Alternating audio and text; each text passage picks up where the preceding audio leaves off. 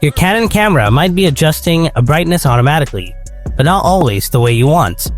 That's Auto Lighting Optimizer, and it can either help or hurt your shot depending on the scene. The good news, you can control it in just a few steps. Let's change the settings right now. First, turn on your camera.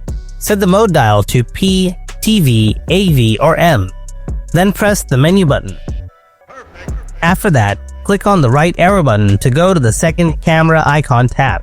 Here you can find the Auto Lighting Optimizer option. Tap on it. Here you'll get more options like Disable, which turns ALO off, then Low, Standard, which is set as the default, and then High. This option applies a more significant correction, which is ideal for heavily backlit scenes or very high contrast situations, but you can explore which settings you prefer. After selecting, press the Set button to save it. That's all for now. If you found this video helpful, then make sure to hit that like button.